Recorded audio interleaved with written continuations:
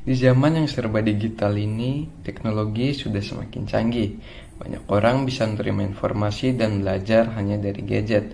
Misalnya, kamu ingin mengetahui informasi, petunjuk, atau arah jalan suatu tempat yang belum pernah kamu kunjungi, kamu bisa menggunakan sistem navigasi, yaitu GPS dari HP-mu.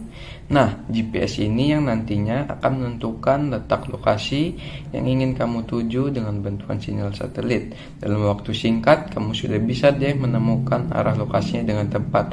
Wah, keren banget gak sih? Assalamualaikum warahmatullahi wabarakatuh. Salam sejahtera bagi kita semuanya. Shalom, Om Swastiastu, Namo Buddhaya, salam kebajikan. Tapi pun, perkenalkan nama saya Andreas Pujo Santoso. Hai teman-teman, apa kabar kalian hari ini? Semoga baik-baik saja ya. Hari ini kita akan belajar mengenai vektor. Sebelum belajar, alangkah baiknya kita berdoa menurut agama dan percayaan kita masing-masing. Berdoa dimulai.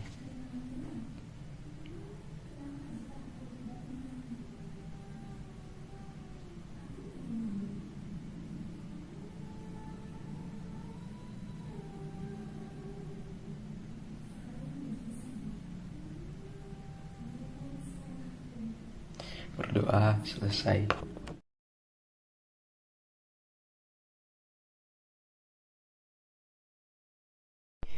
Vektor adalah besaran yang memiliki nilai dan juga arah. Contoh besaran vektor antara lain perpindahan, kecepatan, percepatan, gaya, medan listrik, medan magnet, dan masih banyak lagi. Tahukah kamu bahwa nilai vektor bergantung pada arah tiap-tiap komponennya? Komponen X akan bernilai positif jika arahnya ke kanan dan bernilai negatif jika arahnya ke kiri. Sementara itu, komponen Y akan bernilai positif jika arahnya ke atas dan bernilai negatif jika arahnya ke bawah. Coba deh, kamu perhatikan ilustrasi gambar berikut ini. Ratu berjalan dari arah barat ke timur, titik AB sejauh 10 meter. Lalu ia berbalik arah menuju barat lagi, titik BA, sejauh 10 meter. Dari sini, kita bisa tahu kalau jarak yang ditempuh Ratu adalah AB plus BA, yaitu 10 meter tambah 10 meter, yaitu 20 meter. Kemudian, kita lihat besar perpindahannya. Perpindahan dapat diukur dari posisi awal ke posisi akhir. Saat Ratu berbalik arah dan berjalan sejauh 10 meter, posisi akhir Ratu ada di titik awal, yaitu titik A. Nah, karena posisi awal Ratu sama dengan posisi akhirnya, maka Ratu tidak mengalami perpindahan, atau perpindahannya sama dengan. Dari ilustrasi tadi, semoga kamu jadi lebih paham ya. Sekarang kita lanjut ke pembahasan berikutnya yuk. Secara geometris, suatu vektor digambarkan sebagai ruas garis berarah. Vektor dapat dinotasikan dengan huruf kecil bertanda panah di atasnya, atau huruf kecil yang bercetak tebal. Nah, pada gambar di bawah ini terdapat ruas garis AB yang kita misalkan sebagai vektor V. Vektor V merupakan vektor yang memiliki pangkal di titik A dan ujung di titik B. Jika kita tulis vektor V dalam bentuk matriks, maka hasilnya akan seperti berikut ini. Nah, dalam penerapannya, vektor selalu menepati bidang atau ruang. Kita akan bahas satu persatu secara rinci berikut ini. Let's go. Vektor pada bidang. Vektor pada bidang bisa disebut juga sebagai vektor dua dimensi. Pada vektor dua dimensi, kita akan mengenal yang namanya vektor posisi.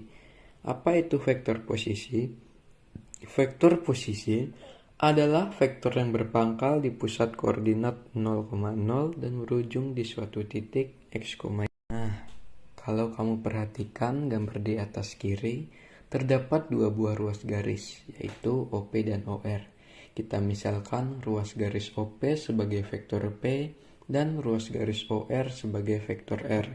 Vektor P termasuk vektor posisi karena memiliki pangkal di pusat koordinat O 0,0 dan ujung di titik P 4,2. Sama halnya dengan vektor R yang juga merupakan vektor posisi karena berpangkal di titik O 0,0 dan ujung di titik R 2,4. Paham ya? Oh iya, titik Q pada koordinat kartesius di atas juga bisa menjadi vektor posisi jika kamu tarik garis lurus dari pusat koordinat ke titik Q tersebut. Nilai vektor posisi akan sama dengan koordinat titik ujungnya. Jadi vektor posisi P 4,2 dan vektor posisi R 2,4. Paham ya sampai sini? Selanjutnya kita akan menentukan panjang vektor pada bidang dua dimensi. Misalkan vektor R merupakan vektor pada ruas garis OR. Vektor R dapat dinyatakan dengan R sama dengan X, Y. Pada gambar di atas, OPR membentuk segitiga siku-siku dengan sisi alas X, sisi tegak Y, dan sisi miring vektor R. Oleh karena itu, panjang vektor R dinotasikan dengan R mutlak dapat dicari menggunakan teorema Pythagoras, yaitu R mutlak sama dengan akar X kuadrat ditambah Y kuadrat. Sejauh ini masih aman ya? Kalau gitu kita lanjut ke pembahasan berikutnya, yaitu vektor dalam ruang atau dimensi 3. Vektor dalam ruang. Agar kamu bisa lebih memahami konsep vektor dalam ruang, coba perhatikan sistem koordinat kartesius dalam dimensi 3 berikut ini. Vektor dalam ruang atau vektor 3 dimensi merupakan vektor yang memiliki 3 buah sumbu, yaitu X, Y, dan Z. Ketiga sumbu tersebut saling tegak lurus dan berpotongan di satu titik yang akan menjadi titik pangkal vektor tersebut.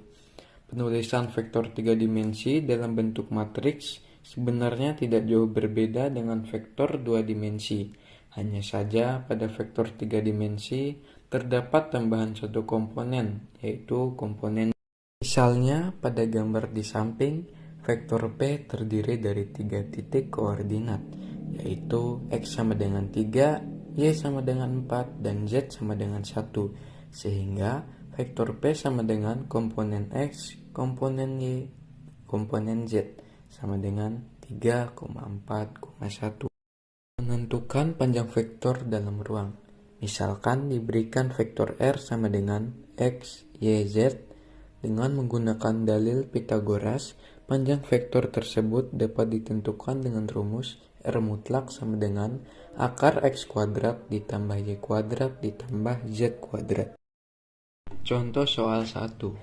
Kelompok besaran di bawah ini yang termasuk besaran vektor adalah pembahasan. Besaran vektor adalah besaran yang memiliki nilai dan arah.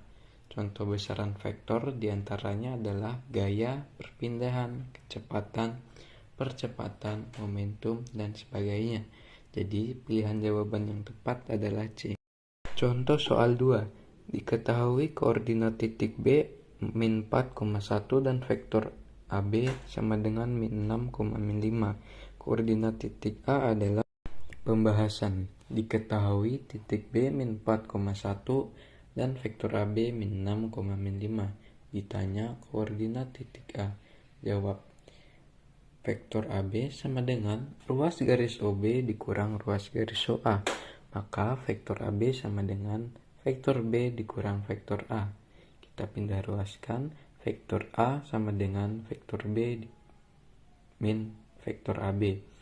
Vektor A sama dengan, itu kita masukkan nilai titik B min 4,1 min masukkan nilai AB min 6,5. Hasilnya vektor A sama dengan min 4 plus 6, min 1 plus 5 sama dengan min 2,6. Koordinat titik A akan bernilai sama dengan vektor posisi A. Jadi koordinat titik A adalah min 2,6. Itu jawabannya. Latihan soal. Diketahui koordinat titik P 2,1 dan Q 5,3. Jika vektor posisi R adalah vektor R sama dengan PQ, maka koordinat titik R adalah pembahasan. Diketahui titik P 2,-1, titik Q 5,3, dan vektor R sama dengan PQ. Ditanya koordinat titik R. Jawab, vektor R sama dengan PQ. Vektor R sama dengan vektor Q dikurang vektor P. Ingat, vektor posisi R akan sama nilainya dengan koordinat titik P, dan vektor posisi Q akan sama nilainya dengan koordinat titik Q, sehingga vektor R sama dengan 5,-3 dikurang 2,-1. Vektor R sama dengan 3,4. Koordinat titik R akan sama nilainya dengan vektor posisi R. Jadi R 3,4, maka jawabannya adalah B. Penerapan aplikasi vektor dalam teknologi atau kehidupan sehari-hari.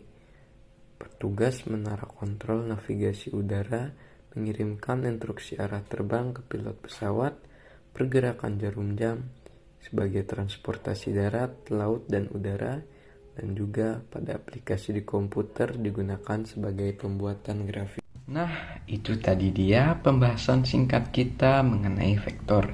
Ternyata fisika sangat dekat dengan kehidupan kita. Demikian kira yang bisa saya sampaikan. Kurang lebihnya saya mohon maaf jika ada salah kata yang terucap.